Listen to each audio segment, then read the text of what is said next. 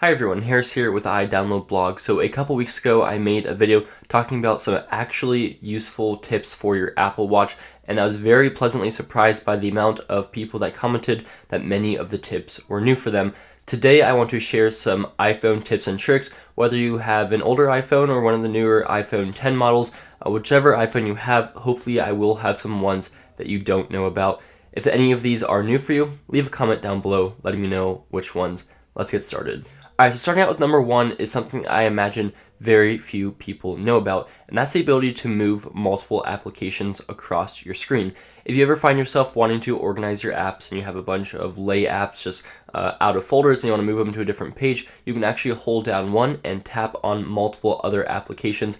They will all compile into one, and you can drag it and drop it somewhere else. This is a feature Android has had for years, but this is something much newer for iPhones, and it's very handy if you're ever trying to move multiple apps at once. Now up next, one of my favorite features is the ability to use the accessibility shortcut, the triple click of your home button or power button on the iPhone 10 models, to use that as a low light filter. If you put it on low light mode, then you can actually use this to make your brightness even dimmer. With a very simple triple click of the button, you can take the minimum brightness and make it even dimmer. I love this for using it at night or any type of very dark environment. This is perfect to help out your eyes. Up next, you can actually add Memojis and Animoji reactions to messages. You can drag them over people's messages and it will actually add such as a reaction. Like if you did the emphasis or the heart or any of those, you can do those with the Animojis. That's pretty cool. You can drag over a reaction, which I think not many people know is a thing. One of my favorite things is in the calculator application, if you are typing something in, doing a problem, and you swipe back, you can fix or revert your last step, or as many as you need to. Sometimes you press that one wrong key and it changes and throws off your whole calculation. You can revert that with one swipe back. One of my favorite things that has been around for a very long time is custom text alerts. I don't use this really anymore because of my Apple Watch. I have set up that all of my alerts go to my Apple Watch. But if you don't use an Apple Watch, or if you still have alerts coming to your phone, this could be very handy for you. With this feature, you can set custom vibrations for people's text messages. For instance, I know my dad is texting me because it would do 3 short vibrations, and my sister, I have kind of a different pattern. So you can know exactly who is texting or calling you based off the vibration that you feel or hear, and that's cool. You can actually use a magnifier in the accessibility. If you ever need to just magnify something, make it bigger, make it clear, especially if you're maybe a little bit hard of sight, this is something perfect for you, and it's very simple to do, and it's basically just like a zoom in with the camera. If somebody's asking where you are, or if you're trying to send your location very quickly in messages, if you actually start typing "I'm at," it'll pull up a little option to autofill your location and send it, and that's very handy. So if somebody asks you, where are you, how can I get to you, whatever, you just type in "I'm at," and then you click that and it sends your location. It doesn't permanently send your location, it's just at that exact moment. Now, one of my favorite new features of iOS 12 is being able to quickly manage notifications. If you get a notification like in your lock screen, you can slide over and click manage, and it gives you some options.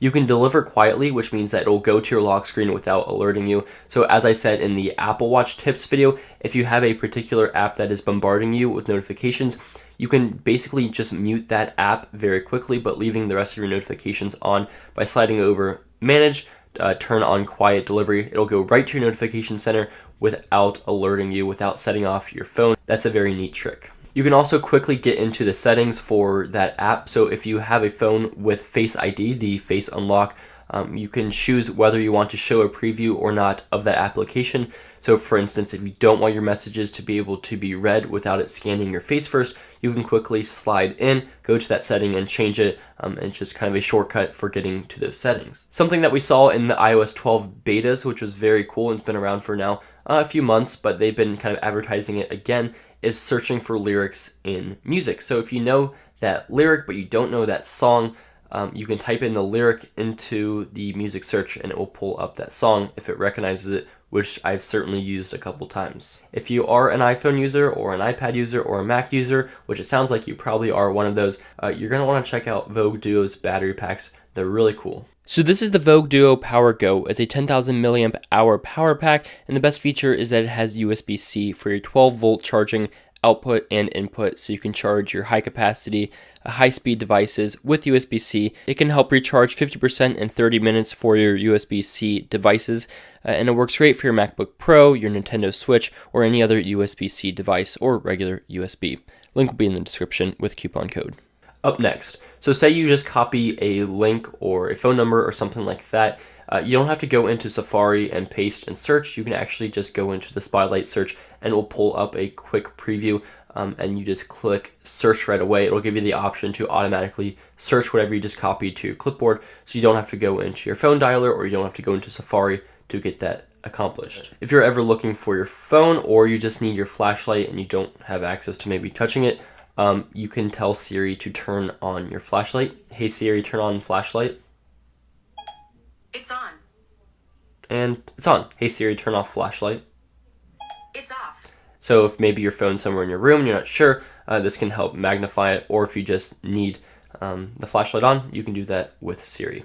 Now also in Siri, you can ask her for passwords. You can say, show me all my passwords, and it'll take you to the password settings in the settings application. It'll just scan your face or identify your fingerprint, but it'll show you your password list, or you can ask for a specific password that you want. If you're in the Photos application, of course, you can search for keywords. You can search for colors or places or times or things like that. But if you just repeat that process and go back in and type something else in, you can have multiple keywords that you're looking for. So if you're looking for a picture with something green in a particular city, you can do both of those keywords and it will help you get those quickly. If you take advantage of Do Not Disturb's new feature, especially Do Not Disturb Bedtime, it will allow you a few things. Do Not Disturb Bedtime is a cool feature that will dim your screen, it'll prevent notifications, and it'll put it in a nice sleep mode for your phone.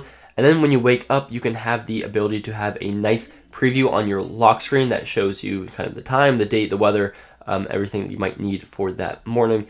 And then once you wake up, it'll give you access to everything else on your phone, including the notifications that you gathered overnight.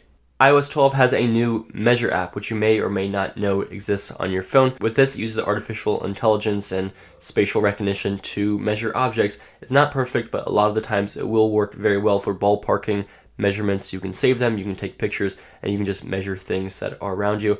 If you need to know how wide that door is for a new frame or something that you're getting, you can measure this from your phone, and that's pretty handy. Anyway, that's like 15, 20 or so tips for your iPhone. If you have any tips that you think should have made this list, leave those in the comments down below. I can compile it into another video later, and let me know if any of these tips were new for you. Thank you for watching. Make sure to check out Vogue Duo's battery packs, and we'll see you in the next video.